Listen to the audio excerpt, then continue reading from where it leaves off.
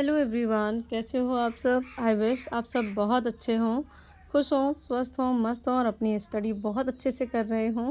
Friends, मैं भी बहुत अच्छी हूँ, खुश हूँ, स्वस्थ हूँ, मस्त हूँ और अपनी स्टडी को बहुत अच्छे से कंटिन्यू कर रही हूँ। और फ्रेंड्स, आप में से मेरी एक बहुत प्यारी फ्रेंड्स उन्होंने कमेंट किया था कि जॉइंट फैमिली में रहते हुए अपनी स्टडी को कंटिन्यू कैसे करें। तो जॉइंट फैमिली में रहकर बहुत सारी चीज़ें होती हैं जो कि पढ़ाई को डिस्टर्ब करती हैं।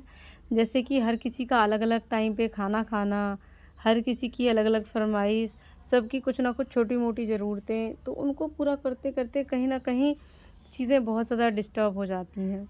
वैसे मेरी भी फैमिली काफ़ी बड़ी है और हम लोग अलग-अलग रहते हैं डेली बेसिस पर, बट कभी कोई ओकेज़न होता है तो सब साथ में ही होता है। जैसे कि आज आप देख रहे हैं, आज है मान्या का बर्थडे, यानी कि मेरी जेठानी की बेटी है, उसका बर्थडे है और सब लोग यहीं पर हैं इकट्ठे और उसका बर्थडे सेलिब्रेट कर रहे हैं। तो ये चीज़ें बहुत सारी जो होती हैं कि बड़ी फैमिली हो या जॉइंट फैमिली हो तो उसमें कैसे अपनी स्टडी को मैनेज करें। तो कई बार हमें अपनी स्टडी के लिए मतलब जो फैमिली मेम्बर्स होते हैं उनको ना कहना पड़ता है। तो अपनी स्टडी के लिए आप स्टेप लेना शुरू करें, साथ में कुछ चीज़ों को ना कहना स्टार्ट करें और फर्स्ट प्रायोरिटी अपनी पढ़ाई को दें। कई बार ऐसा होता है कि फैमिली में जब आप अपनी चीज़ें सामने रखते हैं तो आपको कोई समझता नहीं है। आपकी बातें कोई मानना नहीं चाहता है, समझना नहीं चाहता है। क्योंकि जो जॉइंट फैमिली होती है उसमें सबसे पहले यही चीज़ होती है कि पहले आप काम फिनिश करें, सबकी ज़रूरतें पूरी करें, उसके बाद अगर आपके पास टाइम बचता है तब आप पढ़ाई करें। पर कहीं न कहीं आपको नीड होती है कि आपको लोग समझें, आपका थोड़ा सपोर्ट करें और आपकी थोड़ी हेल्प करें ताकि आप पढ़ सकें। क्योंकि ऐसे तो ये हो जाता है कि पूरा दिन काम में लगे रहते हैं, कोई ना कोई नया काम निकलता रहता है और थक हार कर पूरा दिन निकल जाता है और रात को हम थके हारे जो होते हैं वो सो जाते हैं। तो कुछ ऐसे ही चीज़ें होती हैं हर किसी के साथ में। पर अगर आपका मन पक्का है कि मुझे पढ़ना ही पढ़ना है, तो आपको कुछ ना कुछ तरीके से मैनेज करना पड़ेगा।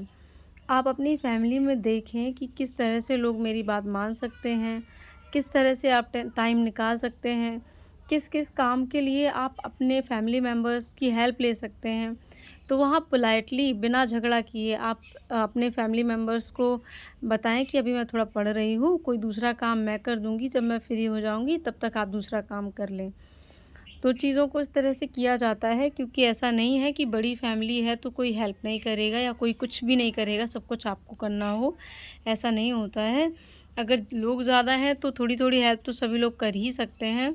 नहीं कर सकते हैं तो पोलाइटली वे में अपना काम निकलवाना आप स्टार्ट करें, सीखें थोड़ा-सा।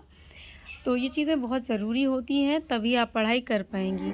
क्योंकि अगर आपके लिए पढ़ाई ज़रूरी है तो आपको अपना दिमाग लगाना ही पड़ेगा कि कैसे हमें टाइम मिले, कैसे हम टाइम निकालें, कैसे हम सबको कन्विंस करें कि हम टाइम को निकाल सकें।